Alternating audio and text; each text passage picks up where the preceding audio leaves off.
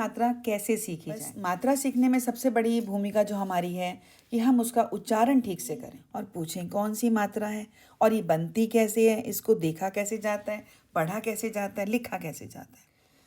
नमस्कार, आज हम बात करते हैं मात्रा ज्ञान की, क्योंकि भाषा ज्ञान में मात्रा की अहम भूमिका है और परेशानी सबकी ये है कि मात्रा कैसे सीखी जाए, क्योंकि मात्रा के ज्ञान के अभाव में बहुत सारी गलतियां हम कर जाते हैं।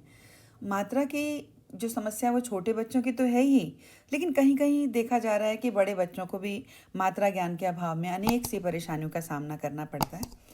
तो मुश्किल नहीं है, यदि आप में ललक है सीखने की तो फिर तो जब जागो तब सवेरा। और मात्रा का ज्ञान होगा तो फिर हम शायद जीवन भर लिखने में और पढ़ने में कभी गलती नहीं कर सकते हैं।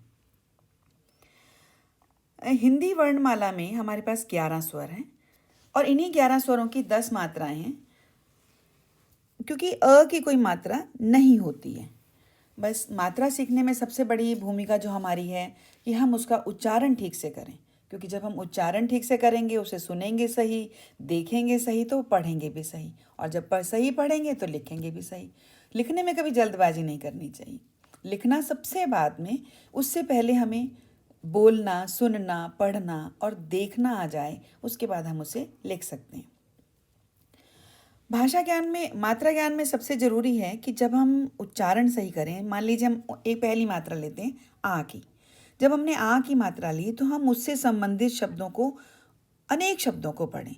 शब्दों को पढ़ने में कंजूसी ना करें। जैसे आ से आम है, हम उसको सीखते हैं और पहला शब्द हमने देखा उसमें कागज़ है। अब इससे संबंधित और बहुत सारे शब्द निकालें, जैसे पारस है, ताला है। इसी तरह से आप कहिए कि आकाश है। तो इस तरह के शब्द अगर हम बोलेंगे तो बच्चे को जल्दी से समझ में आएगा और इसको आदत में ले आएँ। ये इस बात में अगर मैं कहूँ कि माता पिता भी अच्छी भूमिका निभा सकते हैं, और अगर यदि बड़े भाई बहन हों तो वो भी इसको पढ़कर इसकी भूमिका अच्छे से निभा सकते हैं। फिर मात्रा है ई, छोटी ई और बड़ी ई। इसमें अक्सर गलती होती है, लेकिन इसका उच्चारण अगर हम सही से करें, छोटी ई का उच्चारण होता है ई और बड़ी ई का उच्चारण है ई। तो हम इन दोनों मात्राओं का साथ में भी ज्ञान कर सकते हैं और इनसे संबंधित शब्दों को पढ़ें, देखें और पूछें कि इसमें कौन सी मात्रा है। जैसे छोटी ई से हमारे पास शब्द है निकाल, हम इसी से संबंधित एक और शब्द लिखते हैं पिता। इसी से हम संबंधित शब्द लिखते हैं किला। अब हम जब बड़ी मात्रा सिखाते हैं, बड़ी ई सिखाते हैं, तो वो उसका उच्चारण है ई, ईख, तो ई है। अब हमने पिता लिखा, हम इसी के लिए इसका लिखें पीला और पूछें कि इसमें कौन सी मात्रा है। हमने किला लिखा, हम लिखें कील और पूछें कौन सी मात्रा है, और ये बनती कैसे है, इसको देखा कैसे जाता है, पढ़ा कैसे जाता है, लिखा कैसे जाता है। तो बच्चा आसानी से सीख जाता है। फिर मात्रा है उ उल्लू और उ ऊन, छोटा ऊ बड़ा ऊ। छोटा ऊ और बड़ा ऊ ऊ, तो हमारी ध्वनि भी लंबी जाती है।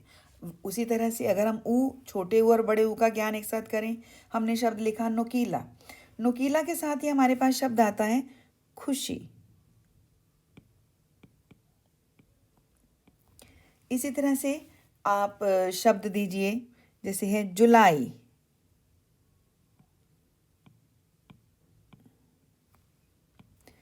और हम ऊ से शब्द पढ़ते हैं, हमने जुलाई के नीचे लिखा जून, तो जून और जुलाई में मात्रा का डिफरेंस है हमारे पास। इसी तरह से हमारे पास शब्द आता है स्कूल, मात्रा बड़ी है, इनमें अंतर पूछें और बहुत सारे शब्द निकालें आप। फिर है री ऋषि, जिसका उच्चारण री की भांति होता है, र की तरह नहीं होता। यहाँ इन्हें सिखाना जरूरी है। र जो है वो रेफ की मात्रा है, ये री है, इसका उच्चारण भी री होगा। जैसे गृह, हम इसको ग्रह नहीं बोलेंगे, गृह। कृषक है, हमने कृष्ण बोलते हैं, कृष्ण, तो हम इसको री ही पढ़ेंगे और ये हमेशा नीचे ही लगता है, और इसका उच्चारण री की भांति करें, र की तरह नहीं। फिर आता है ए एडी ऐ ऐनक। ए एडी मतलब एक मात्रा, ऐ ऐनक मतलब दो मात्राएं। हमारे पास शब्द है ए एडी से केला। केला में हमने शब्द और ऐड किए तेल, हमने शब्द किया सेना। और अगर हम एक और शब्द लिखें तो हम कहते हैं करेला। जब आई ऐनक की बारी आती है तो हम सेना के साथ ही लिख सकते हैं सैनिक। हम लिख सकते हैं थैला, हम लिख सकते हैं मैला। तो इनमें अंतर करना आसान हो जाता है। फिर मात्रा है ओ ओखली औ औरत। दोनों का उच्चारण देखिए, ओ औ। जब हम ओ का उच्चारण करते हैं शब्द हमारे पास आता है मोर। हमने लिखा चोर, हमने लिखा जोश, दोष। और औ से हमारे पास शब्द आएगा, जैसे हमने कहा नौका। नौका है, नौका दे रखा है, हम इसके लिए लिखते हैं दौड़।